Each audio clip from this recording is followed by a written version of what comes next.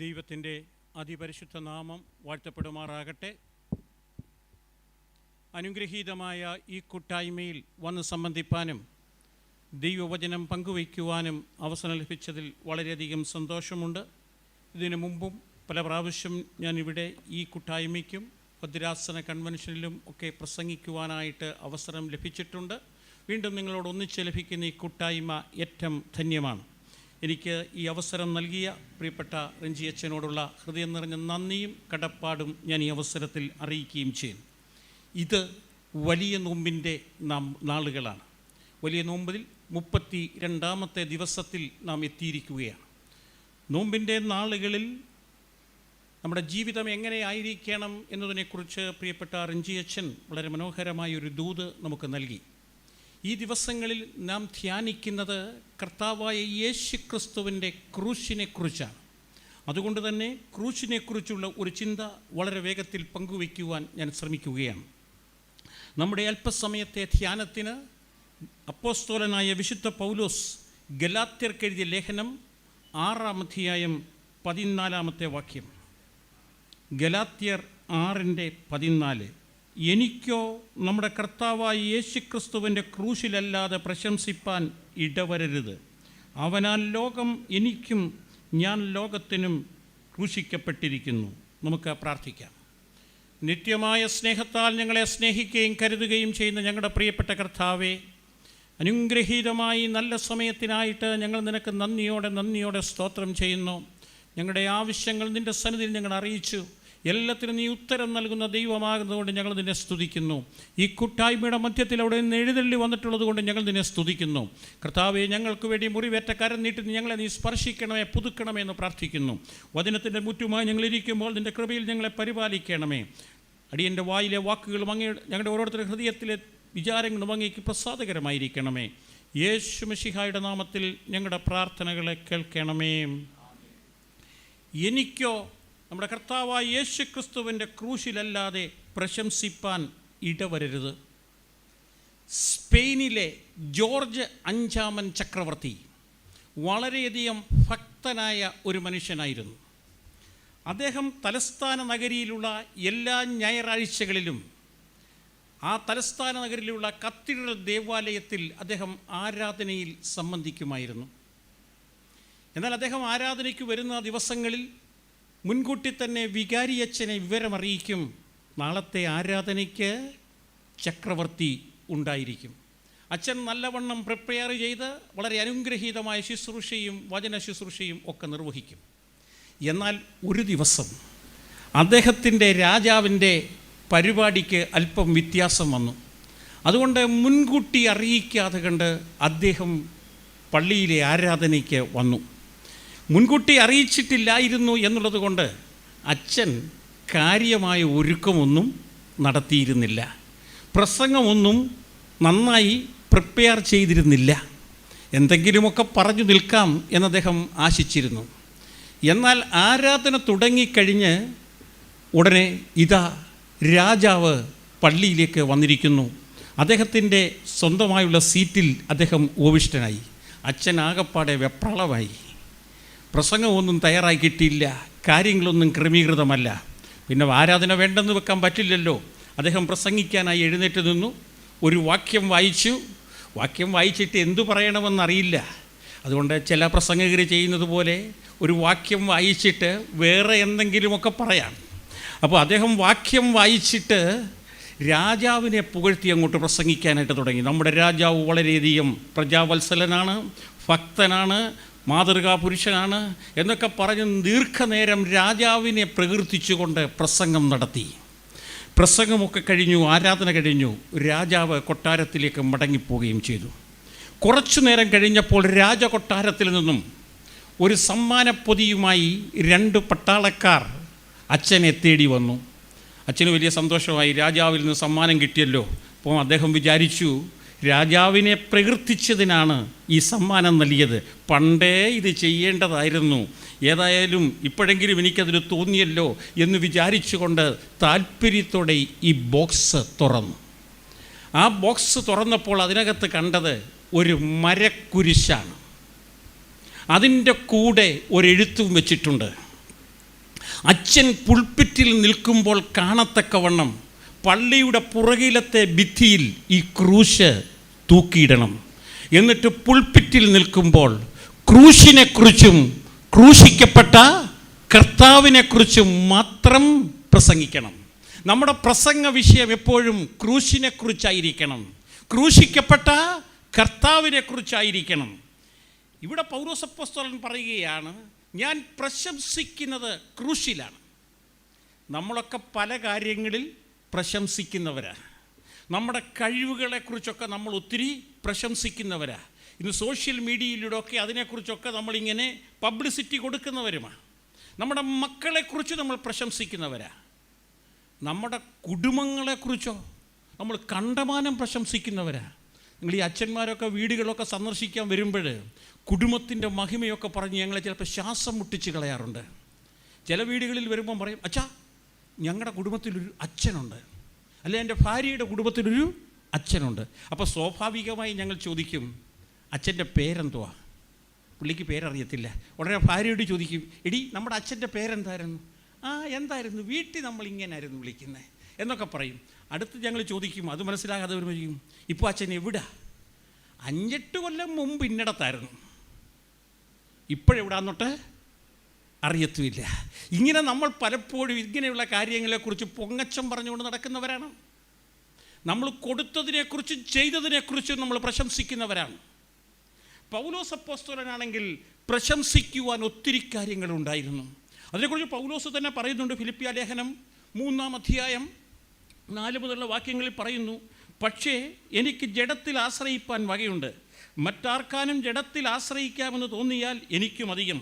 8-ാം നാളിൽ പരിച്ഛേദനയേറ്റവൻ, ഇസ്രായേൽ ജാതിക്കാരൻ, ബെന്യാമിൻ ഗോത്രക്കാരൻ, എബ്രായരിൽ ജനിച്ച എബ്രായൻ, ന്യായപ്രമാണം സംബന്ധിച്ച പരീശൻ, ശുഷ്കാന്തി സംബന്ധിച്ച് സഭയെ ഉദ്ധരവിച്ചവൻ, ന്യായപ്രമാണത്തിലെ നീതി സംബന്ധിച്ച് അനിന്യൻ. ഇങ്ങനെ പ്രശംസിക്കുവാൻ പൗലോസിന് ഒത്തിരി ഉണ്ടായിരുന്നു. അന്നത്തെ കാലഘട്ടത്തിലെ ഏറ്റവും വലിയ ബഹുമതിയായ റോമൻ പൗരത്വം ഉണ്ടായിരുന്നു. സന്നിധി സംഘത്തിലെ അംഗമായിരുന്നു. ഗമാലിയലിൻ്റെ പാദപീഠത്തിൽ ഇത് പഠിച്ചവനായിരുന്നു. പക്ഷേ പൗലോസ് പറയുന്നത്, ഇതിലൊന്നുമല്ല ഞാൻ പ്രശംസിക്കുന്നത്, പക്ഷേ കർത്താവായ യേശുക്രിസ്തുവിൻ്റെ ക്രൂശിലാണ് ഞാൻ പ്രശംസിക്കുന്നത് എന്ന് പറയുന്നതായിട്ട് നമുക്ക് കാണാനായിട്ട് സാധിക്കുകയാണ്. പൗലോസ് ഇതെല്ലാം ഉണ്ടല്ലോ, എന്തല്ലേ ചപ്പെന്നും ചവറെന്നുമെണ്ണി കർത്താവിൻ്റെ ക്രൂശിൽ പ്രശംസിക്കുകയാണ്. പൗലോസ് വീണ്ടും പറയുന്നുണ്ട്, 1 കൊരിന്ത്യർ 1-ാം അധ്യായം 31-ാമത്തെ വാക്യം, പ്രശംസിക്കുന്നവൻ കർത്താവിൽ പ്രശംസിക്കട്ടെ. എവിടെയാണ് പ്രശംസിക്കേണ്ടത്? കർത്താവിൽ പ്രശംസിക്കട്ടെ. ആർക്കാണ് കർത്താവിൽ പ്രശംസിക്കാൻ കഴിയുന്നത്?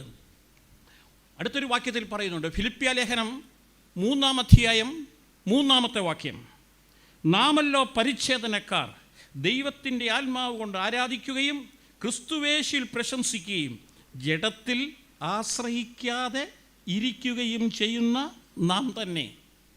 ജഡത്തിൽ ആശ്രയിക്കാത്തവനാണ് യേശുക്രിസ്തുവിൽ പ്രശംസിക്കാൻ കഴിയുന്നത്.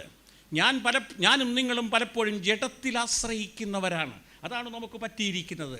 ഇന്ന് ക്രൂശ് എല്ലാവരും ബഹുമാനിക്കുന്ന ഒരു അടയാളമാണ്. ലോകവ്യാപകമായ ഒരു മതത്തിൻ്റെ ചിഹ്നമാണ്. ദൈവാലയങ്ങളുടെ മുകളിൽ അത് നാം സ്ഥാപിക്കുന്നു, നമ്മുടെ മാലയുടെ ലോക്കറ്റായിട്ടിടുന്നു, വളരെയധികം ബഹുമാനത്തോടെ നാം അത് കൊണ്ടാടുന്നു.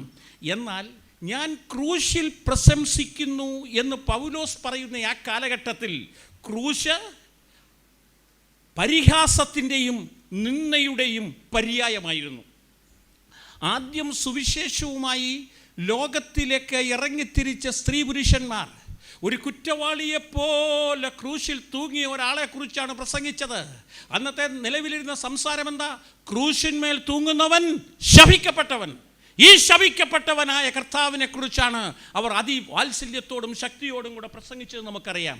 അതുകൊണ്ട് പൗലോസ് പറയുന്നു, 1 കൊരിന്ത്യർ 2-ാം അധ്യായം 2-ാമത്തെ വാക്യം, ക്രൂശിക്കപ്പെട്ടവനായ യേശുക്രിസ്തുവിനെ അല്ലാതെ മറ്റൊന്നും അറിയാത്തവനായി നിങ്ങളുടെ ഇടയിൽ ഇരിക്കണം എന്നു ഞാൻ നിർണയിച്ചു. ക്രൂശിക്കപ്പെട്ടവനായ യേശുവിനെ കുറിച്ച് അറിയുക, അതാണ് ജീവിതത്തിൻ്റെ ധന്യത. യേശുക്രിസ്തുവിൻ്റെ ക്രൂശ് അതൊരു ചരിത്ര യാഥാർത്ഥ്യമാണ്. അതാർക്കും നിഷേധിക്കാൻ പറ്റുന്നതല്ല. ഒരു രാഷ്ട്രം, റോമാ സാമ്രാജ്യം അതിൻ്റെ ഭരണാധികാരിയുടെ ഉത്തരവിൻ പ്രകാരം ഒരു ഭരണകൂടം നടപ്പിലാക്കിയതാണ് യേശുവിൻ്റെ ക്രൂശ് മരണം. അതൊരു ചരിത്ര സത്യമാണ്, അതാർക്കും നിഷേധിക്കാനായിട്ട് പറ്റില്ല. പക്ഷെങ്കിൽ നമുക്കതിൽ പ്രശംസിക്കാൻ കഴിയണമെങ്കിൽ അതിൽ വ്യക്തിപരമായി നമുക്കൊരനുഭവം ഉണ്ടാവണം. അല്ലെങ്കിൽ ക്രൂശിനെ കുറിച്ച് നമ്മൾ എന്താ പ്രശംസിക്കുന്നത്? ഇപ്പം നമ്മുടെ കുഞ്ഞുങ്ങളെക്കുറിച്ച് നമുക്ക് പ്രശംസിക്കാം, അയൽപക്കത്തെ കൊച്ചിനെ കുറിച്ച് നമുക്ക് പ്രശംസിക്കാൻ, അവരെ അഭിനന്ദിക്കാം, പക്ഷേ പ്രശംസിക്കാൻ പറ്റില്ല.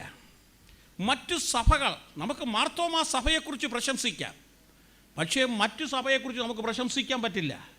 ഈ കഴിഞ്ഞ ഒരാഴ്ച നമ്മുടെയൊക്കെ ശ്രദ്ധ പറ്റിയതാണ് യാക്കോബായ സുറിയാനി സഭയുടെ കാതോലിക്ക ബാവായെ വാഴിച്ചത്. ഞാനത് ടി വിയിലൊക്കെ കണ്ടു, വളരെ ശ്രദ്ധേയമായിട്ടുള്ള ഒന്നായിരുന്നു. പക്ഷേ അതിനെക്കുറിച്ച് നമുക്കവരെ അഭിനന്ദിക്കാൻ, നിങ്ങളുടെ പരിപാടി കൊള്ളാമായിരുന്നു, അത് പക്ഷേ നമ്മുടേതല്ല, അതുകൊണ്ട് നമുക്കതിനെക്കുറിച്ച് പ്രശംസിക്കാൻ പറ്റത്തില്ല. അപ്പോൾ ഈ ക്രൂശിൽ പ്രശംസിക്കണമെങ്കിൽ വ്യക്തിപരമായ ഒരു അനുഭവം നമുക്കുണ്ടാവണം. പൗലോസിനതുണ്ടായിരുന്നു. പൗലോസ് അപ്പോസ്തലൻ ഗലാത്യ ലേഖനം 2-ാം അധ്യായം 20-ാമത്തെ വാക്യത്തിൽ പറയുന്നുണ്ട്, എന്നെ സ്നേഹിച്ച് എനിക്കു വേണ്ടി തന്നെത്താൻ ഏൽപ്പിച്ചു കൊടുത്ത ദൈവപുത്രൻ. അപ്പം എന്നെ സ്നേഹിച്ച് എനിക്കു വേണ്ടി ഏൽപ്പിച്ചു കൊടുത്തവ, അതാണ് ക്രൂശ്. അതുകൊണ്ടാണ് ഞാൻ ആ ക്രൂശിൽ പ്രശംസിക്കുന്നത് എന്ന് നമുക്ക് കാണാനായിട്ട് സാധിക്കുകയാണ്. യേശുക്രിസ്തുവിൻ്റെ ക്രൂശ് ഒരു നിത്യ യാഥാർത്ഥ്യമാണ്. അതായത് നിത്യനായ ദൈവത്തിൻ്റെ ഹൃദയത്തിലുള്ള അനന്തമായ സ്നേഹമാണ് കാൽവറി ക്രൂശിൽ പ്രദർശിപ്പിക്കപ്പെട്ടത്. അതായത് ഈ കാൽവറിയിൽ ഈ ക്രൂശ് സ്ഥാപിക്കുന്നതിന് മുമ്പ് തന്നെ കർത്താവിൻ്റെ ഹൃദയത്തിൽ ഈ ക്രൂശ് ഉണ്ട്. ഏദൻ തോട്ടത്തിൽ മനുഷ്യൻ ദൈവത്തോട് മറുതലിച്ചപ്പോൾ മുതൽ കർത്താവിൻ്റെ ഹൃദയത്തിൽ എന്തുണ്ട്? ഈ വേദന ഉണ്ട്. ഇനിയും ഇപ്പോഴും കർത്താവിൻ്റെ ഹൃദയത്തിൽ ആ വേദനയുണ്ട്. എപ്പോഴാ? ലോകത്തിൽ ഒരു പാപി അവശേഷിക്കുന്ന കാലം വരെയും കർത്താവിൻ്റെ ഹൃദയത്തിൽ ഈ ക്രൂശിൻ്റെ നൊമ്പരം ഉണ്ട് എന്ന് തിരിച്ചറിയുവാനായിട്ട് സാധിക്കണം. യേശു കർത്താവിൻ്റെ ക്രൂശ് മരണം യാദൃച്ഛികമായിട്ടുണ്ടായതല്ല. അബദ്ധത്തിൽ അവൻ്റെ കയ്യിൽ പിടിപെട്ടിട്ട് രക്ഷപ്പെടാൻ വയ്യാതെ കൊണ്ട് പെട്ടുപോയതല്ല. അവൻ സ്വയം തിരഞ്ഞെടുത്തതാണ്. സദാം ഹുസൈൻ, അദ്ദേഹം ഒരു കാലത്തെ ഭീകരനായിരുന്നല്ലോ. അദ്ദേഹം എല്ലാ കാര്യങ്ങളും നോക്കി അവസാനം പൈപ്പിനകത്ത് വരെ കയറി ഒളിച്ചിരുന്നു. പക്ഷേ അദ്ദേഹത്തിൻ്റെ നിസ്സഹായതയിലാണ് അദ്ദേഹത്തെ പിടിച്ചത്. എന്നാൽ യേശു കർത്താവ് അങ്ങനെ ആയിരുന്നില്ല. നമുക്കറിയാം, ഈ നോമ്പിൻ്റെ നാളുകളിൽ 40 രാവും 40 പകലും ഉപവസിച്ച കർത്താവിനെക്കുറിച്ചാണ് നമ്മൾ പഠിക്കുന്നത്. ആ പ്രാർത്ഥനയിൽ തന്നെ കർത്താവ് ക്രൂശിൻ്റെ മാർഗം തിരഞ്ഞെടുത്തു. ദൈവാലയത്തിൻ്റെ മുകളിൽ നിന്ന് താഴോട്ട് ചാടുകയല്ല, കല്ലപ്പമാക്കി തീർത്തല്ല, ഈ ലോകത്തിന് വണങ്ങിക്കൊടുത്തുകൊണ്ടല്ല ഈ ലോകത്തെ രക്ഷിക്കേണ്ടത്, ക്രൂശിൻ്റെ മാർഗത്തിലൂടെയാണെന്ന് കർത്താവ് തിരിച്ചറിഞ്ഞു. അതുപോലെ തന്നെ ഫിലിപ്പിൻ്റെ കൈസരിൽ വെച്ച് പത്രോസ് ഏറ്റുപറഞ്ഞു, നീ ജീവനുള്ള ദൈവത്തിൻ്റെ പുത്രനായ ക്രിസ്തു. എന്നാൽ ആ സമയത്ത് അടുത്ത വാക്കിൽ പൗലോസ് കർത്താവ് അവരോട് പറയുന്നൊരു വാചകമുണ്ട്. മർക്കോസിൻ്റെ സുവിശേഷം 8-ാം അധ്യായം 33-ാമത്തെ വാക്യം. മനുഷ്യപുത്രൻ പലതും സഹിക്കുകയും മൂപ്പന്മാരും മഹാപുരോഹിതന്മാരും ശാസ്ത്രിമാരും അവനെ തള്ളിക്കളഞ്ഞു കൊല്ലുകയും 3 നാൾ കഴിഞ്ഞ് ഉയർന്നേൽക്കുകയും വേണമെന്ന് അവരെ ഉപദേശിച്ചു. അവൻ ദൈവത്തിൻ്റെ പുത്രനാണെന്ന് പറഞ്ഞ ഉടനെ തന്നെ പറഞ്ഞു അവൻ എന്ത് ചെയ്യണം. അതുപോലെ തന്നെ മറുരൂപമലയിലെ മോശയും ഏലിയാവും എഴുന്നള്ളി വന്നു. അവനോട് സംസാരിച്ച് എന്താ അവനോട് സംസാരിച്ചത്?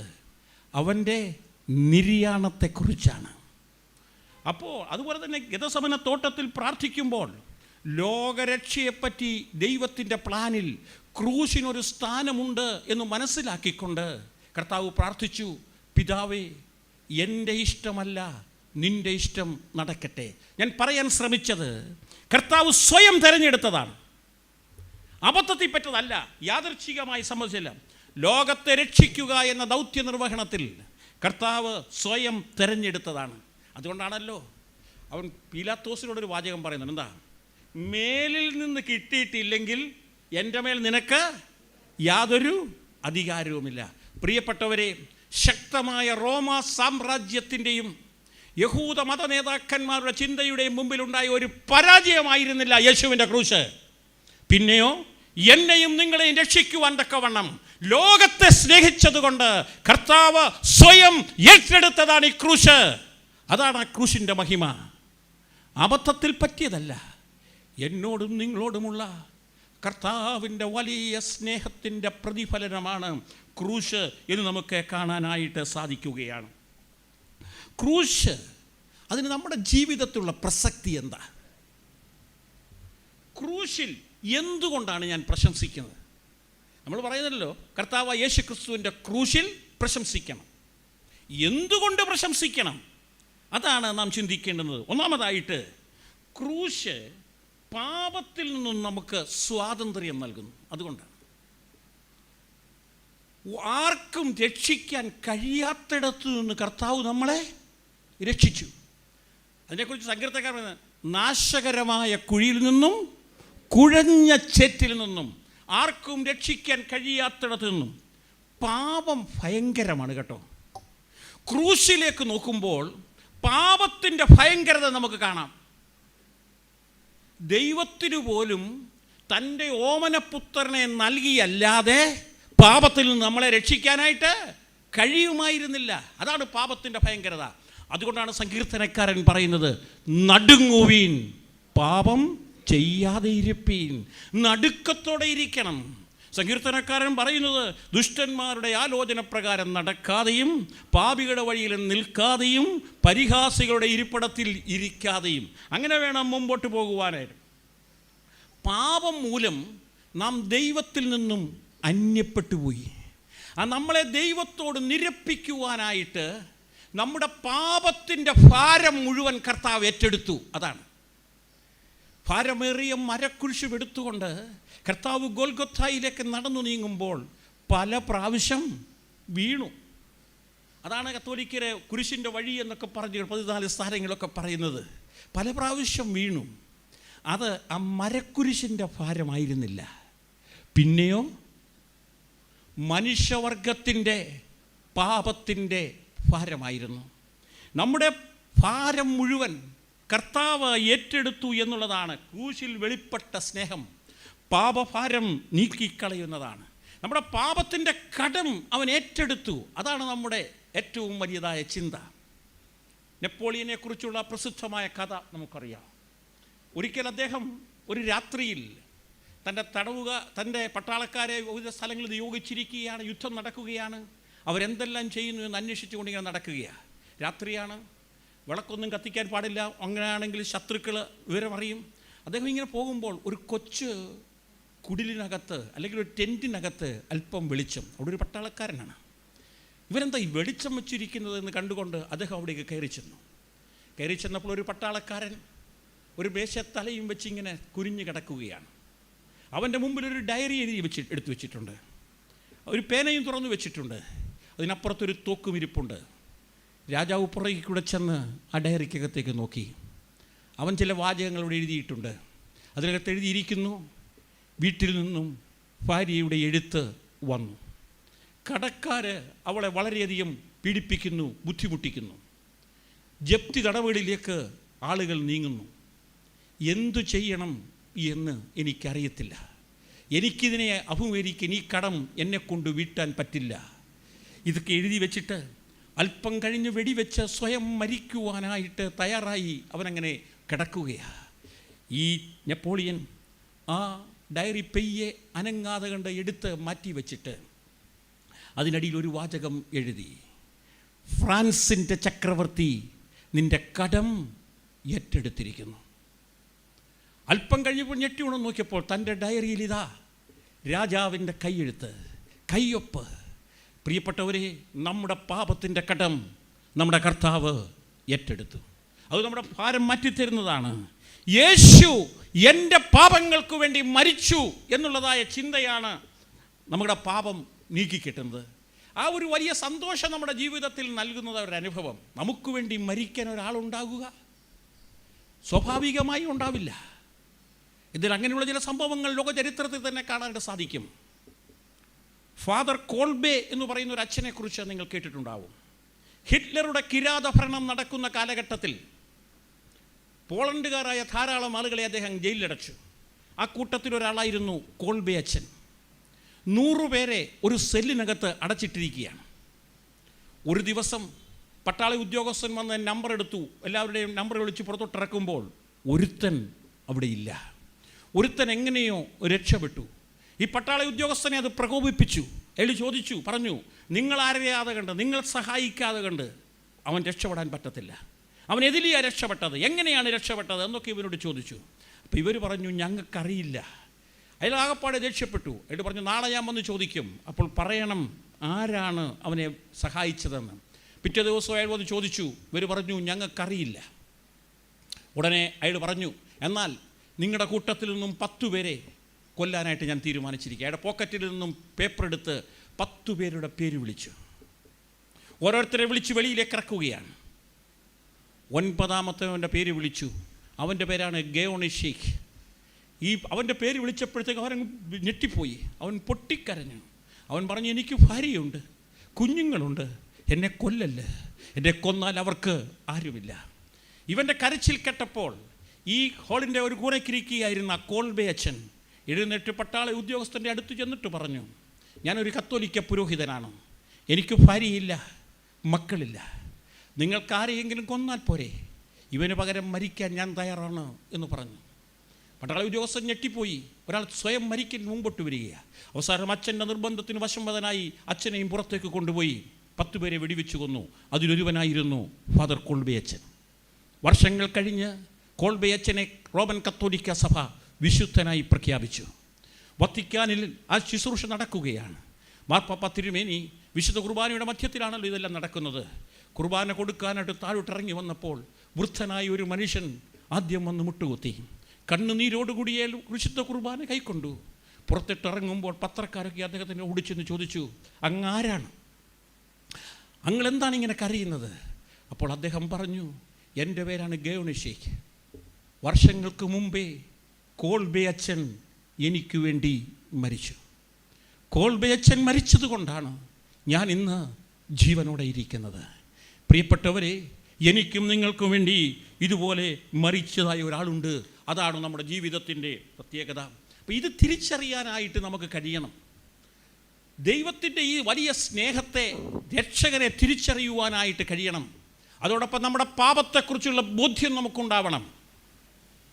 പ്രശസ്തനായ ഒരു ശാസ്ത്രജ്ഞനായിരുന്നു സർ ജെയിംസ് സിംപ്സൺ എന്ന് പറയുന്നതായ മനുഷ്യൻ. ഒത്തിരി ശാസ്ത്രീയ കണ്ടുപിടുത്തങ്ങൾ നടത്തിയിട്ടുള്ള വ്യക്തിയാണ്. അദ്ദേഹമാണ് ആദ്യത്തെ മയക്കുമരുന്ന് ക്ലോറോഫോം കണ്ടുപിടിച്ചത്. ആ ക്ലോറോഫോം കണ്ടുപിടിച്ച ശേഷമാണ് മനുഷ്യനെ മയക്കി സർജറികളൊക്കെ നടത്താനായിട്ട്. ഇന്ന് അതിൻ്റെ പല വിഭാഗങ്ങൾ ഉണ്ടായിട്ടുണ്ടെങ്കിലും 1847 അദ്ദേഹം ക്ലോറോഫോം കണ്ടുപിടിച്ചു. അത്രയ്ക്ക് പ്രഗത്ഭനായുള്ള ഒരു വ്യക്തിയാണ്. അദ്ദേഹത്തോട് ഒരിക്കൽ ഒരാൾ ചോദിച്ചു, അങ്ങ് നടത്തിയിട്ടുള്ളതിൽ വെച്ച് ഏറ്റവും വലിയ കണ്ടുപിടുത്തം എന്താണ്? അദ്ദേഹം പറഞ്ഞു, ഞാൻ നടത്തിയ ഏറ്റവും വലിയ കണ്ടുപിടുത്തം ഞാൻ മഹാപാപിയാണെന്നും യേശു എൻ്റെ രക്ഷകനാണെന്നുമുള്ളതുമാണ്. അതെ, ക്ലോറോഫോം കണ്ടുപിടിച്ചതായ സാംസൺ പറയുകയാണ്, ഞാൻ നടത്തിയ ഏറ്റവും വലിയ കണ്ടുപിടുത്തം ഞാൻ മഹാപാപിയാണെന്നും എൻ്റെ കർത്താവായ യേശു ക്രിസ്തു എൻ്റെ രക്ഷകനാണ് എന്നുള്ളതുമാണ്. പൗലോസ് അപ്പോസ്തലൻ അതുതന്നെയാണ് പറയുന്നത്. നമുക്ക് പരിചിതമായ വാക്യമാണ്. 1 തീമോഥെയോസ് 1-ാം അധ്യായത്തിൻ്റെ 15-ാമത്തെ വാക്യം. യേശു ക്രിസ്തു പാപികളെ രക്ഷിപ്പാൻ ലോകത്തിൽ വന്നു എന്നുള്ളത് വിശ്വാസ്യവും എല്ലാവരും അംഗീകരിപ്പാൻ യോഗ്യവുമായ വചനം തന്നെ. ആ പാപികളിൽ ഞാൻ ഒന്നാമൻ. ആ പാപികളിൽ ഞാൻ ഒന്നാമൻ. പൗലോസ് പറയുകയാണ്, യേശു ക്രിസ്തു പാപികളെ രക്ഷിപ്പാൻ ലോകത്തിൽ വന്നു എന്നുള്ളത് വിശ്വാസ്യവും എല്ലാവരും അംഗീകരിപ്പാൻ യോഗ്യവുമായ വചനമാണ്.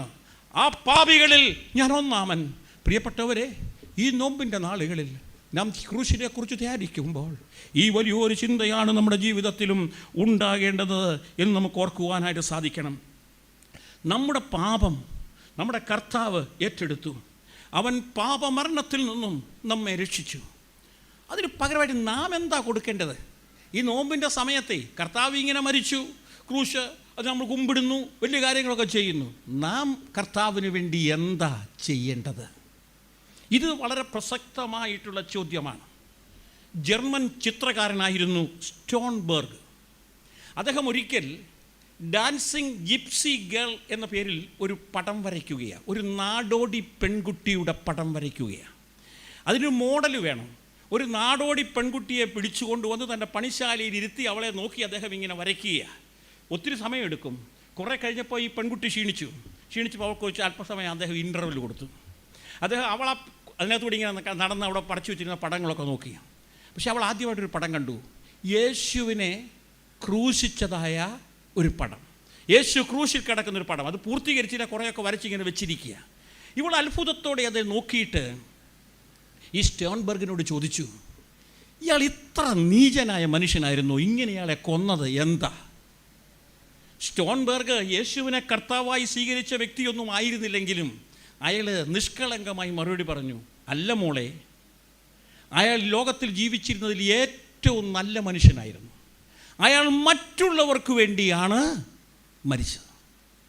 അപ്പോൾ ഈ കൊച്ചു പെൺകുട്ടി അവിടെ നിഷ്കളങ്കതയിൽ ചോദിച്ചു, അദ്ദേഹം താങ്കൾക്ക് വേണ്ടി കൂടിയായിരിക്കും മരിച്ചത്, അതുകൊണ്ടാണോ ഈ പടം വരച്ചു വച്ചിരിക്കുന്നത്?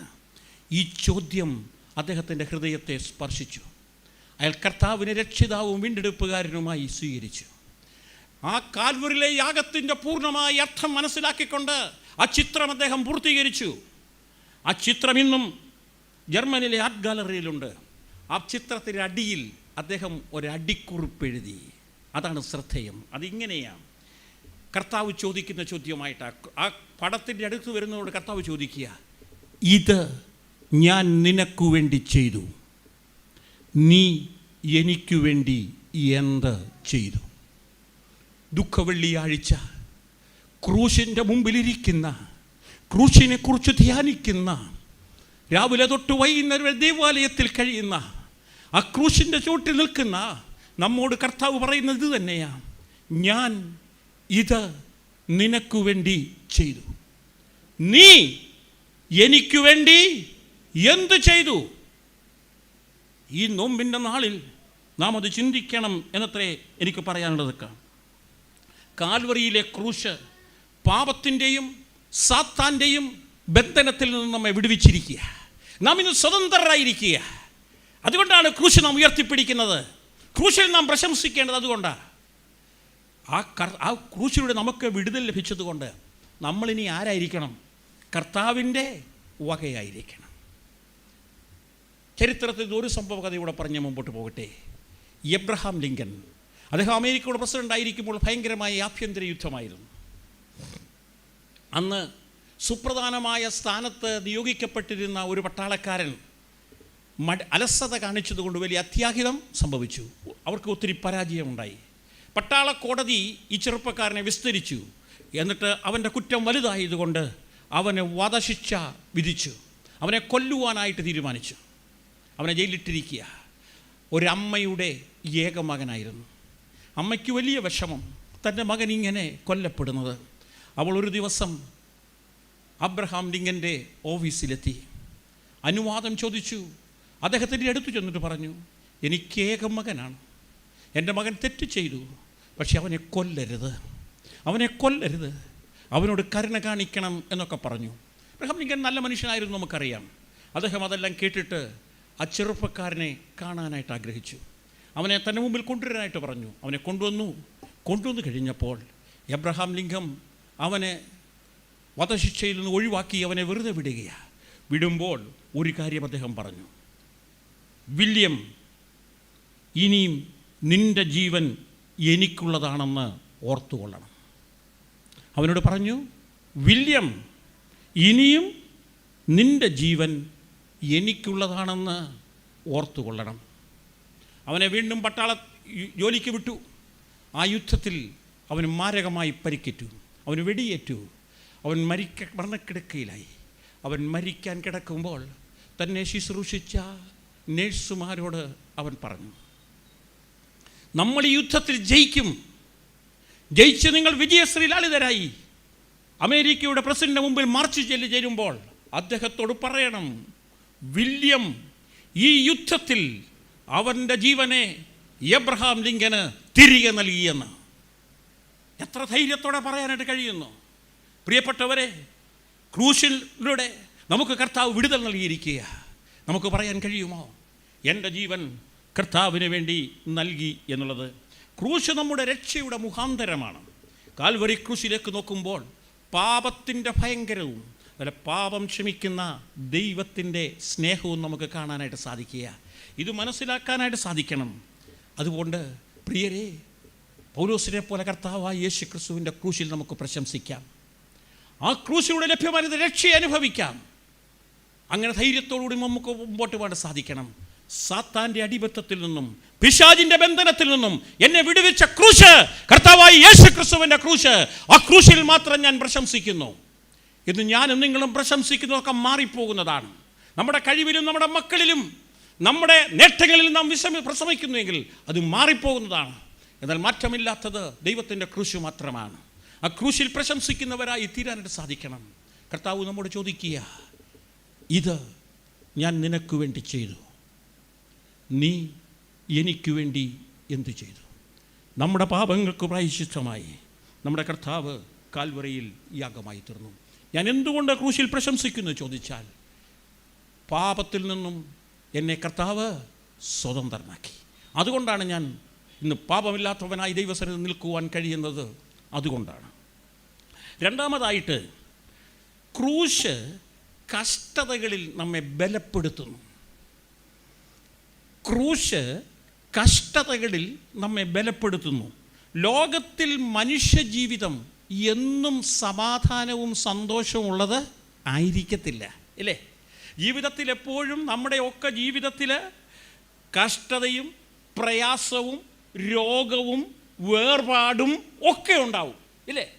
ഇതിൻ്റെ നടുവിലൂടെ കടന്നു പോകുമ്പോൾ നമുക്ക് ആശ്വാസം ലഭിക്കുന്ന ഇടമാണ് കർത്താവായ യേശു ക്രിസ്തുവിൻ്റെ ക്രൂശ്. ഈ ലോകത്തിലെ ഈ കഷ്ടതകളെയും പ്രയാസങ്ങളെയും നമ്മളെല്ലാം അഭിമുഖീകരിച്ചേ മതിയാവൂ. എന്നും സന്തോഷകരമായി നമ്മൾ ആഗ്രഹിക്കുന്നത് പോലെ എല്ലാ കാര്യങ്ങളും നടക്കുന്ന ഒരവസ്ഥ സാധ്യമല്ല.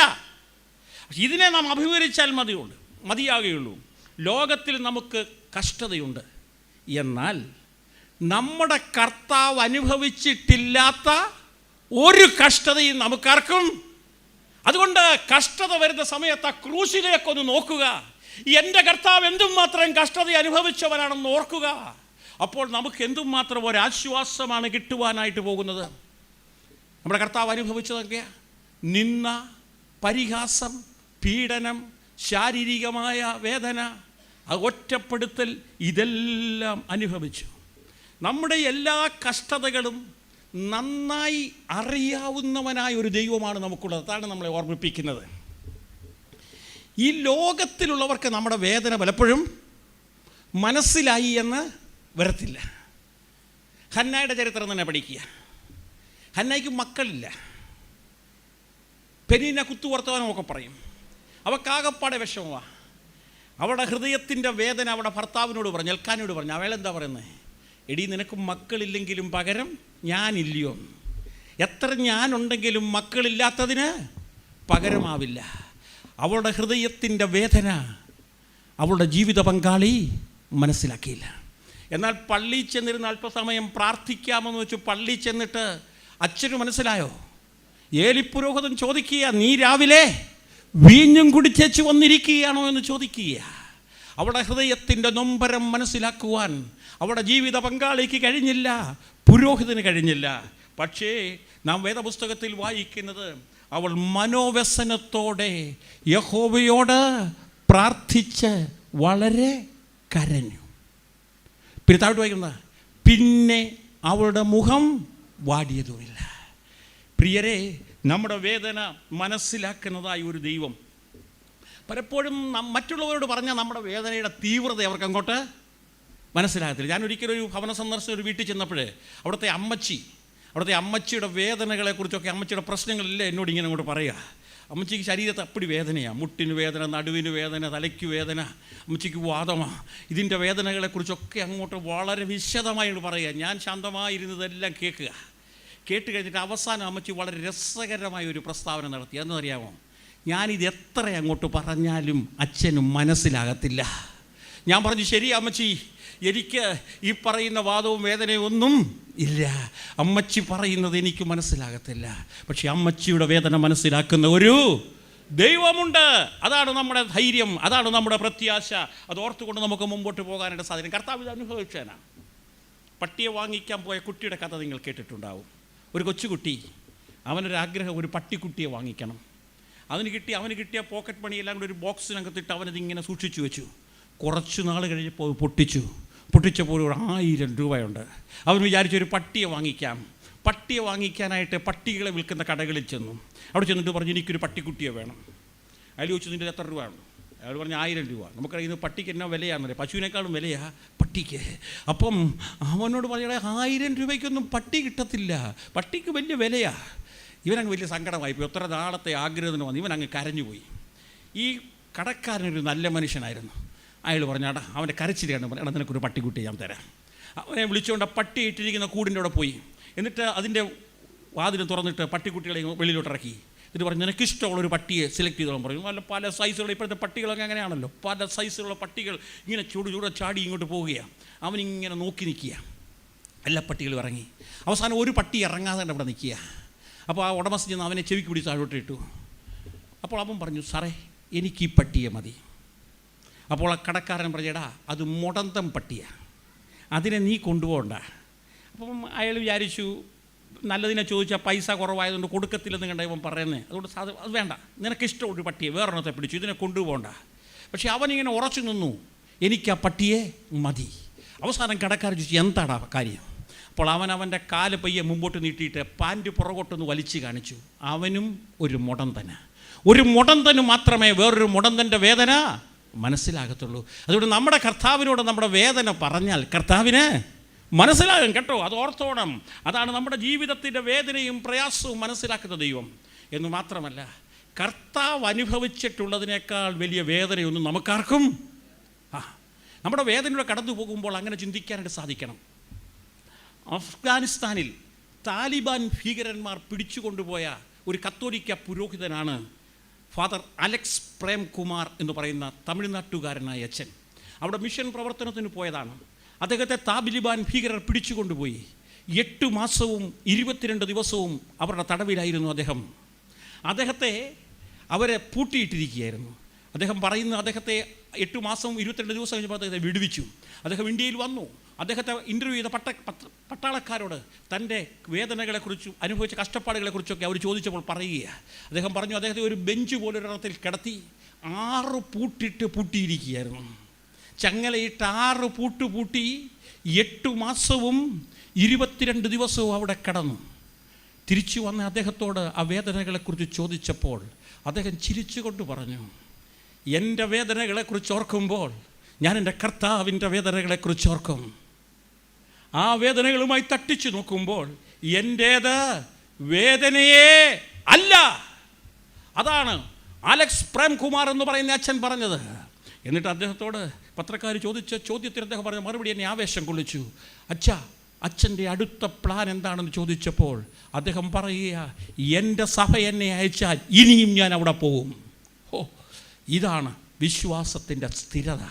കർത്താവിൻ്റെ ക്രൂശിനെ കുറിച്ചുള്ളതായ ആ ബോധ്യം, അതാണ് നമ്മുടെ ജീവിതത്തിൽ ഉണ്ടാകേണ്ടത്. നമ്മുടെ ജീവിതത്തിൽ നാം അനുഭവിക്കുന്നതിനേക്കാൾ എത്ര വലിയ കഷ്ടപ്പാടുകൾ സഹിച്ചവനാണ് നമ്മുടെ കർത്താവ്. രക്തം വിയർപ്പുതുള്ളി പോലെ ഒഴുകത്തക്കവണ്ണം മനോവ്യഥ അവൻ അനുഭവിച്ചു, ഇല്ലേ? ഗെത്സമന തോട്ടത്തിൽ അവൻ അനുഭവിച്ച വേദന, അതിവ്യഥയോടെ പ്രാർത്ഥിച്ചു, അതിദുഃഖത്തോടെ പ്രാർത്ഥിച്ചു എന്നൊക്കെയാണ് നാം കാണുന്നത്. സ്വന്തക്കാരെല്ലാം അവനെ കൈവിട്ടു. താൻ സ്നേഹിച്ചു കൂടെ കൊണ്ട് നടന്ന് പ്രസ്ഥാനത്തിൻ്റെ റെസ്റ്റിയാക്കിയിരുന്നവൻ എന്ത് ചെയ്തു? തന്നെ ഒറ്റിക്കൊടുത്തു. ദൈവരാജ്യത്തിൻ്റെ താക്കോല് സൂക്ഷിക്കാൻ പറഞ്ഞ് ഏൽപ്പിച്ച് കൂടെ കൊണ്ടു നടന്ന പത്രോസ് തള്ളിപ്പറഞ്ഞു. എത്രമാത്രം അവനിൽ നിന്നും സഹായം ലഭിച്ചിട്ടുള്ള ആയിരക്കണക്കിന് ആളുകളുണ്ടായിരുന്നു, അല്ലേ? അപ്പം അച്ഛൻ ആ അത്ഭുതങ്ങളെക്കുറിച്ചൊക്കെ പറഞ്ഞു. എത്ര കുഷ്ഠരോഗികൾ, ആരും പക്ഷേ അവൻ്റെ അടുത്തേക്ക് വരാനായിട്ട് ഇല്ലായിരുന്നു. അവൻ്റെ ആനുകൂല്യങ്ങൾ പറ്റിയ എത്രയോ ആയിരങ്ങൾ, ജീവൻ പോലും കിട്ടിയ ആളുകളുണ്ട്, ഇല്ലേ? ഉയർത്തെഴുന്നേറ്റവരുണ്ട്, അവർ പോലും വരാനായിട്ട് തയ്യാറില്ല. അതിനെക്കുറിച്ച് ഒരു മനുഷ്യൻ ഒരു ഭാവനയിൽ പറഞ്ഞൊരു കാര്യമുണ്ട്. യേശു ഒരു പട്ടിയെ വളർത്തിയിരുന്നു എങ്കിലാണ് എന്നാണ് അദ്ദേഹത്തിൻ്റെ ഭാവന. ആ ഭാവനയിൽ അദ്ദേഹം പറയുന്നത്, യേശു കർത്താവ് ഈ കാലഘട്ടങ്ങളിൽ ഈ ശിഷ്യന്മാരെയും മറ്റുള്ളവരെയും കൊണ്ട് നടന്നതുപോലെ ഒരു പട്ടിയെ വളർത്തിയായിരുന്നെങ്കിൽ ആ ക്രൂശിൻ്റെ ചുവട്ടിൽ വരെയും അത് പോകുമായിരുന്നു. ഏകാന്തതയുടെ അനുഭവം, ഒറ്റപ്പെടലിൻ്റെ അനുഭവം. നമ്മുടെ ജീവിതത്തിൽ വല്ലവരും നമ്മളെക്കുറിച്ചൊക്കെ ഒന്ന് പറയുമ്പോഴോ, നമ്മളെ ഒറ്റപ്പെടുത്തുമ്പോഴോ നമുക്ക് വലിയ വേദനയുണ്ടാകും. എന്നാൽ കർത്താവ് പറയുന്നത്, എൻ്റെ ഉള്ള മരണവേദന പോലെ അതിദുഃഖമായിരിക്കുന്നു. ഈ വേദന അനുഭവിച്ച ഈ നമ്മുടെ മനസ്സിൻ്റെ വേദന കർത്താവിന് പറഞ്ഞാൽ മനസ്സിലാകും. ഓരോ നിമിഷങ്ങളും ചിന്തിച്ച് നോക്കി. ആ കാൽവരി ക്രൂശിൻ്റെ ചോട്ടിൽ തന്നെ നിൽക്കുക. ക്രൂശി കിടക്കുമ്പോൾ നോക്കുമ്പോൾ അപ്പുറത്താരാ നിൽക്കുന്നത്? തൻ്റെ അമ്മ നിൽക്കുക. സമയത്തൊക്കെ കർത്താവ് തന്നെ നൊന്തു പ്രസവിച്ച് കഷ്ടപ്പെട്ട് വളർത്തിയ തൻ്റെ അമ്മ കരഞ്ഞുകൊണ്ട് നിൽക്കുക. അവരുടെ കണ്ണുകൾ തമ്മിൽ ഇടഞ്ഞു. യേശു ചുറ്റും നോക്കിയിട്ട് യോഹന്നാനോട് പറയുക, യോഹന്നാനേ, ഇതാ നിൻ്റെ അമ്മ. ഇത് പറയുമ്പോൾ കർത്താവ് അനുഭവിച്ച മാനസിക വ്യതയൊന്ന് ചിന്തിച്ചേ. തൻ്റെ സ്വന്തം അമ്മയെ ഒരു വെറുതാക്കാരൻ്റെ കയ്യിലേക്ക് ഏൽപ്പിക്കുമ്പോൾ യേശു അനുഭവിച്ചതായ മാനസിക വ്യത. അപ്പം വല്ലവരും നമ്മളെക്കുറിച്ച് ദുഷിച്ചെന്തെങ്കിലും പറയുമ്പോൾ, നമ്മളെ ആരെങ്കിലും തള്ളിക്കളയുമ്പോൾ നമുക്ക് വലിയ പ്രയാസം ഉണ്ടാവും. ഇനി ഞാനിതിനൊന്നുമില്ല, ഞാനിനി കൂട്ടായ്മയ്ക്കില്ല, പള്ളിയിലില്ല എന്നൊക്കെ പറഞ്ഞേക്കാം. എന്നാൽ നമ്മുടെ കർത്താവ് അനുഭവിച്ചതുമായി തട്ടിച്ചു നോക്കുമ്പോൾ എത്ര ചെറുതാണ്. അതുപോലെ തന്നെ കർത്താവ് അനുഭവിച്ച ശാരീരികമായ വേദനയോ ഇഞ്ചിഞ്ചായിട്ടല്ലേ അവനെ കൊന്നത്. ആലോചിച്ച് നോക്കിയേ. ഒരു രാത്രിയും ഒരു പകലും മുഴുവൻ അവനെ പീഡിപ്പിച്ചു. ചട്ടവാറ് കൊണ്ട് അടിക്കുക, കയ്യിലാണി അടിച്ചിറക്കി ആ വേദന സഹിച്ച് തൂങ്ങിക്കിടക്കുക. ഒന്ന് ആലോചിച്ച് നോക്കുക ആ വേദനയുടെ തീവ്രത എത്രയാണ് എന്നുള്ളത്. അവനെ കൊണ്ടുപോയ പട്ടാളക്കാർക്ക് പോലും അവനോട് സഹതാപം തോന്നി.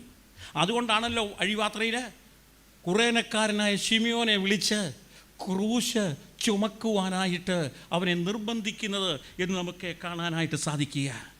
ക്രൂശിക്കിടന്നുകൊണ്ട് കർത്താവ് വേദനയോടെ നിലവിളിച്ചു, എൻ്റെ ദൈവമേ, എൻ്റെ ദൈവമേ, നീ എന്നെ കൈവിട്ടത് എന്ത്? നമുക്ക് വേദനയുണ്ടാകുമ്പോൾ കർത്താവ് അനുഭവിച്ച വേദനയുമായി തട്ടിച്ചു നോക്കുമ്പോൾ നമ്മുടെ വേദന എത്ര ചെറുതാണെന്ന് ഓർത്ത് ദൈവത്തിന് സ്തോത്രം പറയാനായിട്ട് കഴിയണം. കുറേ വർഷങ്ങൾക്ക് മുമ്പ് ഞാനൊരു കൺവെൻഷന് രാത്രിയിൽ പോവുകയാണ്. അന്ന് സ്കൂട്ടറാണ് സ്വന്തമായിട്ടുള്ളത്. സ്കൂട്ടറിൽ ഇങ്ങനെ പോകുമ്പോൾ വഴിക്ക് വെച്ച് കൺവെൻഷൻ കഴിഞ്ഞ് വരുമ്പോൾ എനിക്കൊരു അപകടമുണ്ടായി. ഒരു ലോറി എതിരെ വന്നു. അപ്പം കണ്ണ് കാണാൻ വയ്യാതെ ഞാൻ വണ്ടി വെട്ടിച്ചു. അടുത്തുണ്ടായിരുന്ന പാറക്കാട്ടിലിനിടയിലോട്ട് എൻ്റെ വണ്ടി ഇടിച്ച് കയറി. ഞാൻ അവിടെ വീണു. എൻ്റെ കാല് എല്ലാം കുറേ മുറിവുണ്ടായി. 10-16 കുത്തിക്കെട്ടിനുള്ള മുറിവ്. അപ്പോൾ അവിടെ കൂടിയ ആളുകളെല്ലാം കൂടി എന്നെ എടുത്തു. അടുത്ത് കണ്ടൊരു കൊച്ചു ക്ലിനിക്കിൽ കൊണ്ടുപോയി. രാത്രിയാണ്, 10 മണി കഴിഞ്ഞു. അവിടെ ഒരു ഡോക്ടറുണ്ട്. പക്ഷേ നല്ല ഡോക്ടറാണെന്ന് പോലും എനിക്കറിയത്തില്ല. അവിടെ ആധുനിക സൗകര്യങ്ങളൊന്നുമില്ല. അവിടെ ചെന്നപ്പോൾ അയാൾ പറഞ്ഞു, ബ്ലഡ് നിൽക്കണമെങ്കിൽ സ്റ്റിച്ചസ് ഇടണം, അല്ലാതെ മാർഗ്ഗമില്ല. അപ്പം വേറെ മാർഗ്ഗമൊന്നും ഇല്ലാത്തതുകൊണ്ട് ഞാൻ സമ്മതിച്ചു. എന്നെ അയാളൊരു കട്ടിലേക്ക് ഒരു മേശപ്പുറത്ത് കിടത്തി. എന്നിട്ട് അയാൾ കുത്തിക്കെട്ടാൻ തുടങ്ങുക.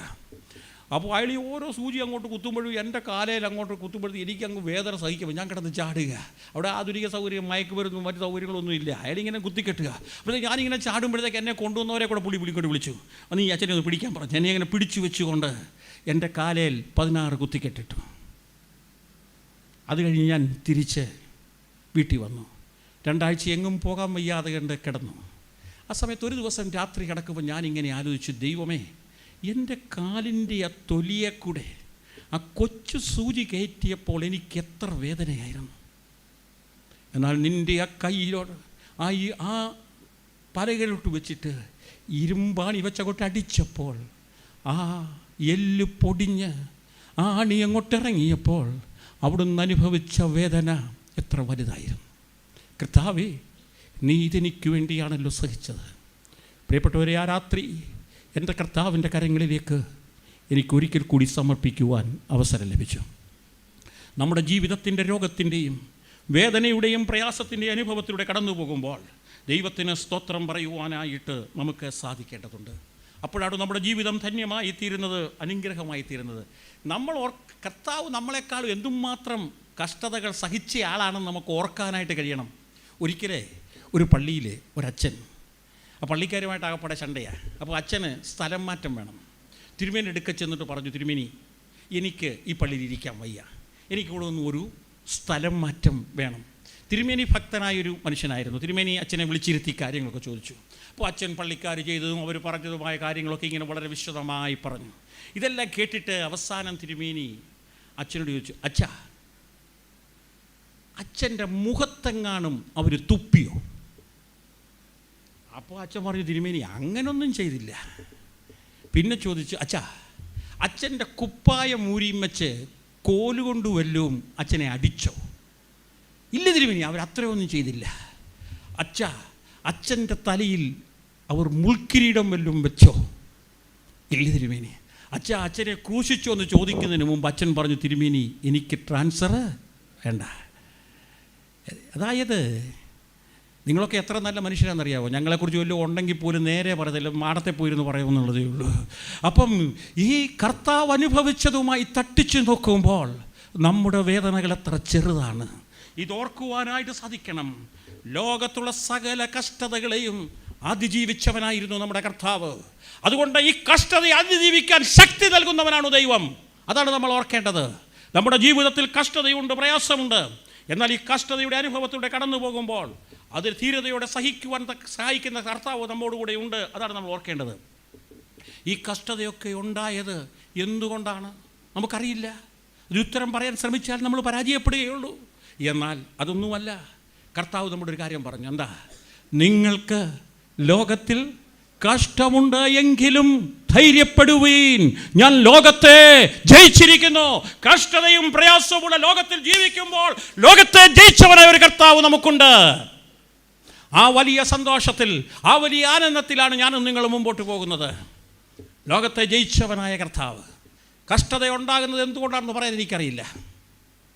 അതെങ്ങനെ ഇല്ലാതാകുമെന്ന് പറയാനായിട്ട് പറ്റില്ല. രണ്ടാം ലോകമഹായുദ്ധത്തിൻ്റെ സമയത്ത് ജപ്പാൻ തടവറയിൽ പീഡിപ്പിക്കപ്പെട്ട ഒരു ബിഷപ്പായിരുന്നു ബിഷപ്പ് ലിയണോർഡ് ജോൺ വിൽസൺ എന്ന് പറയുന്നതായ ബിഷപ്പ്. യുദ്ധമൊക്കെ കഴിഞ്ഞപ്പോൾ അദ്ദേഹത്തെ ജയിലിൽ നിന്നും പുറത്തുവിട്ടപ്പോൾ പത്രക്കാർ അദ്ദേഹത്തോട് ചോദിച്ചു, തിരുമേനിയുടെ ദൈവം സ്നേഹിക്കുന്നവനാണെങ്കിൽ ആ തടവറയിൽ നിന്നും കഷ്ടതയിൽ നിന്നും എന്തേ തിരുമേനിയെ രക്ഷിക്കാതിരുന്നത്? അപ്പോൾ തിരുമേനി പറഞ്ഞൊരു മറുപടിയുണ്ട്.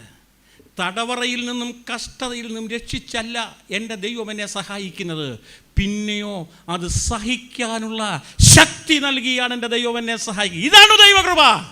കഷ്ടതയുടെ നടുവിൽ പിടിച്ചു നിൽക്കുവാൻ കഴിയുന്ന ദൈവകൃപ. ആ കൃപ നമുക്ക് ലഭിക്കുന്നത് എവിടുന്നാ? ക്രൂശിലേക്കാണ്. അതുകൊണ്ട് നമ്മുടെ ജീവിതത്തിൽ പ്രയാസങ്ങൾ ഉണ്ടാകുമ്പോൾ ക്രൂശിലേക്ക് നോക്കാനായിട്ട് നമുക്ക് സാധിക്കണം. ക്രൂശിൽ നോക്കുമ്പോൾ എൻ്റെ കർത്താവ് അനുഭവിച്ചതിനേക്കാൾ വലിയ വേദനയൊന്നും എനിക്ക് അനുഭവിക്കേണ്ടതില്ല. ആ ദൈവത്തിന് സ്തോത്രം പറയുവാൻ, ആ കർത്താവിൻ്റെ കരങ്ങളിലേക്ക് നമ്മളെ തന്നെ സമർപ്പിക്കുവാനായിട്ട് നമുക്കിടയായി തീരണം. യേശുവിൻ്റെ ക്രൂശ് കഷ്ടതയിൽ നമ്മെ ബലപ്പെടുത്തുന്നതാണ്. ഞാൻ പറഞ്ഞല്ലോ, ഈ ലോകത്തിൽ നമുക്ക് കഷ്ടമുണ്ട്, പ്രയാസങ്ങളുണ്ട്, രോഗങ്ങളുണ്ട്. കർത്താവ് ഇതെനിക്കെന്തുകൊണ്ട് സംഭവിച്ചു എന്നുള്ളതല്ല, എൻ്റെ കർത്താവ് ഇതിനെയൊക്കെ എങ്ങനെയാണ് സ്വീകരിച്ചത്. ആ ക്രൂശിൽ കിടക്കുമ്പോഴും എത്ര സൗമ്യതയോടെയാണ് അവനെ സ്വീകരിച്ചത്. ആ ക്രൂശിൽ കിടന്നുകൊണ്ട് ഇതൊക്കെ അനുഭവിക്കുമ്പോൾ അവൻ്റെ മുഖത്തുണ്ടായിരുന്ന തേജസ് കണ്ടതുകൊണ്ടാണ് അതായത് അവനെ ക്രൂശിക്കാൻ നേതൃത്വം കൊടുത്ത ശതാധിപൻ ആ കാൽവരിക്കുന്നിൻ്റെ മുകളിൽ നിന്നുകൊണ്ട് പറഞ്ഞു, ഇവൻ ദൈവപുത്രനായിരുന്നു. സത്യം. പ്രതിസന്ധികളുടെ നടുവിൽ ദൈവജനം ദൈവത്തിൽ ആശ്രയിച്ച് നിൽക്കുന്നത് കാണുമ്പോൾ നമ്മളെക്കുറിച്ച് പറയണം, ഇവർ യേശുവിനോട് കൂടെയുള്ളവരാണ് എന്ന്. ഇവർ യേശുവിനോട് കൂടെയുള്ളവരാണെന്ന്. ഇവർ യേശുവിൻ്റെ ക്രൂശെടുത്തോടെ നടക്കുന്നത് വെറുതെയല്ല.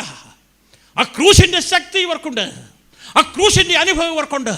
ഇത് നമ്മളെക്കുറിച്ച് പറയുവാൻ തക്കവണ്ണം ഇടയായി തീരണം. അതത്രേ ദൈവം നമ്മളിൽ നിന്നും പ്രതീക്ഷിക്കുന്നത്. അപ്പോൾ ഞാൻ ക്രൂശിൽ പ്രശംസിക്കുന്നത് എന്തുകൊണ്ടാണ്? ഒന്ന്, എൻ്റെ പാപത്തിൽ നിന്നും അവൻ എനിക്ക് സ്വാതന്ത്ര്യം നൽകി. 2, കഷ്ടതയുടെ നടുവിൽ അവൻ എന്നെ ആശ്വസിപ്പിക്കുന്നു, എനിക്ക് ബലപ്പെടുത്തുന്നു. കഷ്ടതയിൽ എന്നെ ബലപ്പെടുത്തുന്നതാണ് കർത്താവിൻ്റെ ക്രൂശ്. 3, ക്രൂശ് മനുഷ്യ ജീവിതത്തിന് വില കൽപ്പിക്കുന്നു. മനുഷ്യ ജീവിതത്തിന് വില നൽകുന്നതാണ് ക്രൂശ്.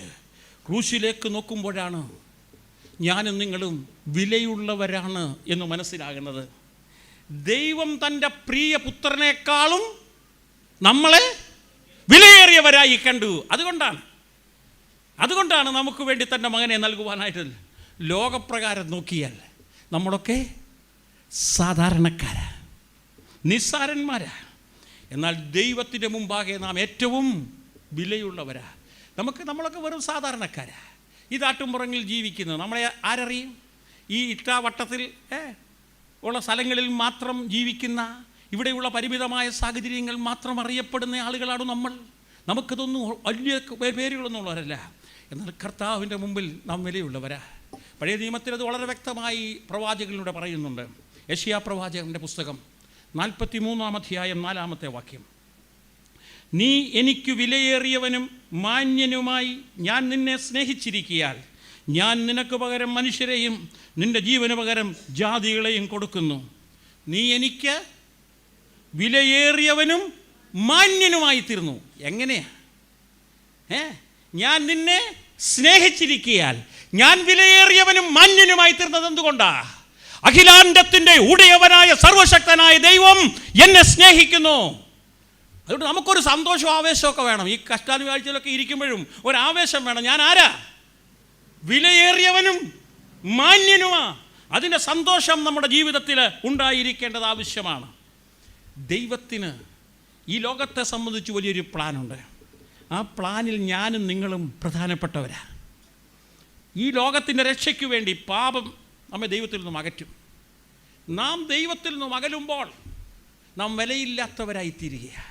അതുകൊണ്ട് ദൈവത്തിൻ്റെ സന്നിധിയിലേക്ക് അടുത്തു വരുവാൻ ഈ ക്രൂശിലൂടെയാണ് നാം വിലയുള്ളവരായിത്തീർന്നത്. പത്രോസ് അതിനെക്കുറിച്ച് പറയുന്ന വാക്യവും നമുക്ക് പരിചിതമാണ്. എന്താണ്? വ്യർത്ഥവും പിതൃപാരമ്പര്യമുള്ള നിങ്ങളുടെ നടപ്പിൽ നിന്ന് നിങ്ങളെ വീണ്ടെടുത്തത് പൊന്ന് വെള്ളി മുതലായ അഴിഞ്ഞു പോകുന്ന വസ്ത്രങ്ങളെ കൊണ്ടല്ല, പിന്നെയോ ക്രിസ്തു എന്ന നിർദോഷവും നിഷ്കളങ്കവുമായ കുഞ്ഞാടിൻ്റെ വിലയേറിയ രക്തം കൊണ്ടത്രയെന്ന് നിങ്ങൾ അറിയുന്നുവല്ലോ. പൊന്നും വെള്ളിയും വിലയേറിയതാണ്. പൊന്നിൻ്റെ വില ദിവസം തോറും കൂടിക്കൊണ്ടിരിക്കുക. അത് നമ്മുടെ ജീവിതത്തിന് സമാധാനം നൽകുന്നതല്ല. എന്നാൽ നമ്മെ വീണ്ടെടുത്തിരിക്കുന്നത് കുഞ്ഞാടിൻ്റെ വിലയേറിയ നിർദോഷവും നിഷ്കളങ്കവുമായ കുഞ്ഞാടിൻ്റെ പാപമില്ലാത്തവൻ പാപികളായി എനിക്കും നിങ്ങൾക്ക് വേണ്ടി മരണം സഹിച്ചു. ആ രക്തത്താലാണ് ഞാൻ വിലയുള്ളവനായി തീർന്നത്. ഞാൻ വിലയുള്ളവനാ.